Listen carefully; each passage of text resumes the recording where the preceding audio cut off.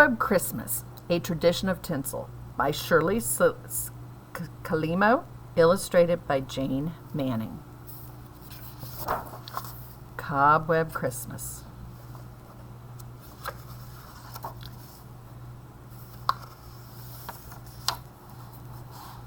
Once upon a time, Christmas time, long ago in Germany, there was a little old woman.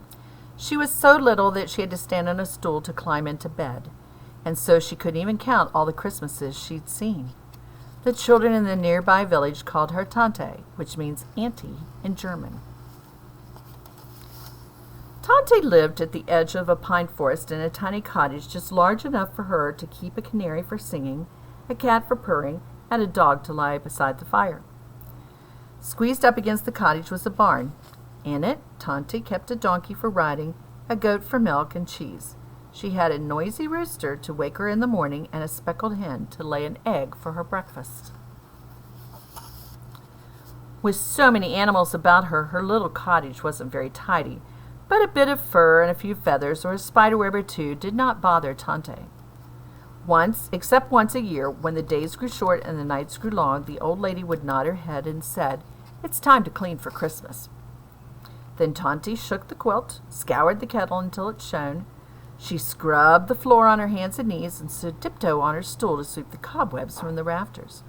"Shoo!" said Tante. She swished her broom and sent every spider and each wisp of web flying out the door. When she'd cleaned her home from corner to corner, the little old woman nodded and said, "Time to fetch Christmas." Tante took an axe from the barn and hung the harness with the bells on the donkey. She scrambled onto his back and they trotted off into the forest. They circled round and round until the lady found the right tree. She pointed to a pine tree no bigger than she was. "That one's just right," she told the donkey. Tante chopped down the tree, taking care to leave a bough behind so it might grow again. Then, bells jingling, they went home. Now only the donkey carried the tree upon his back, and Tante skipped along beside him. The tree fit perfectly into the tiny cottage. The old woman nodded and said, "Time to make Christmas." Tante made cookies for the tree. She baked gingerbread boys and girls. She rolled sugar cookies shaped like new moons and cut cinnamon cookie stars. She rubbed apples until they gleamed like glass to hang from the branches, too. Next, she put a red ribbon on a bone for the dog and tried a sprig of catnip for the cat. Tante scattered corn for the chickens and seeds for the canary, and she heaped oats in a basket for the donkey and the goat. Then the old woman nodded and said, "Time to share Christmas." Each year, Tante invited the village children to come and see her tree. "Tante," they shouted, "it's the most wonderful tree in the world." "Tell me if it tastes as good as it looks," she said.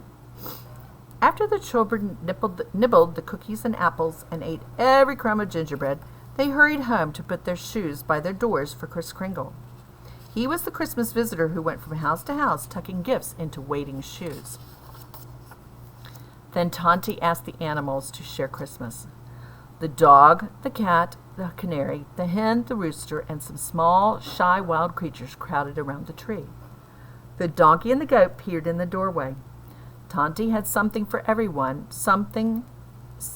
except the spiders, for they'd all been brushed away. But no one could give the little old lady what she wanted.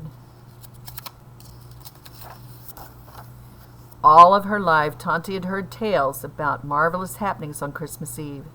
Animals might speak out loud. Bees might hum carols, or cocks crow at midnight. Tante wished she could witness a bit of Christmas magic, too. She sighed and sat down in her rocking chair. "Time to wait for Christmas," said the old lady, and she nodded and nodded her head. Tante was so tired from cleaning and cooking that she fell fast asleep. She did not know if the rooster crowed when the clock struck 12, or if the dog whispered secrets to the cats, and she did not hear the squeaky voices calling at her door, "Let me in." Someone else heard. Kris Kringle was passing the cottage on his way to take toys to the village children. He stopped to listen and saw hundreds of spiders on Tante's doorstep. "We have never shared a Christmas," the biggest spider exclaimed. "Every year Tante sweeps us away. Please, Kris Kringle, would you let us see Tante's tree?" Kris Kringle looked down at the spiders. "There's no harm in that," he said. Before he went on to the village, he opened Tante's door a crack. Huge spiders, tiny spiders, smooth spiders, hairy spiders, spotted spiders, striped spiders, brown and black and yellow spiders, and the palest kind of see-through spiders came, creeping and crawling and sneaking softly and scurrying and hurrying and quickly, lightly zigging and zagging and weaving and wobbling into the old woman's cottage. The curious spiders kept closer and closer to Tante's tree. 1, 2, 3 skittered up the trunk, and soon all the other spiders followed. Suddenly they ran from branch to branch, back and forth, and up and down the tree. Wherever the spiders went, they left a trail behind. The threads looped from limb to limb, and the webs were woven everywhere. Now the busy little spiders had shared Christmas. They had seen and felt every twig on the tree, so they scuttled away. When he had put a gift in all of the children's shoes, Kris Kringle returned to latch on Tante's door. He peeked inside and discovered her tree tangled with sticky, stringy cobwebs. He knew how hard the old lady had worked to make Christmas and how dismayed she would be when she saw her tree. But he didn't blame the spiders for being curious. Instead, he decided to leave a special gift for Tante, too. Gently, Kris Kringle touched every web. Beneath his fingers, the silver strands gleamed like gold, and the dangling threads sparkled like silver. Now Tante's Christmas tree would truly be the most wonderful in the world. The rooster woke Tante in the morning. The old lady blinked in amazement at her glittering tree. "Something magical has happened," she cried, and she climbed onto her stool for a better look. At the top of the tree, she saw one small spider finishing its web. "Aha!" Tante nodded her head. "So it was you and your kind I have to thank for this Christmas miracle." The little old lady understood why such wonders only happen once. Each Christmas thereafter, she did not clean so carefully, but left a few webs in the rafters so the spiders might share Christmas too. And every year, after she hung the cookies and apples on her tree, she would nod and say, "Time for Christmas magic." Then Tante would weave tinsel among the branches until her tree sparkled with strings of gold and silver, just as it did on that magical Cobweb Christmas. Cobweb Christmas is based on a folk tale whose roots go back more than 200 years. Versions of the story have been told in many lands, including Germany, Poland, Russia, Romania, and Great Britain.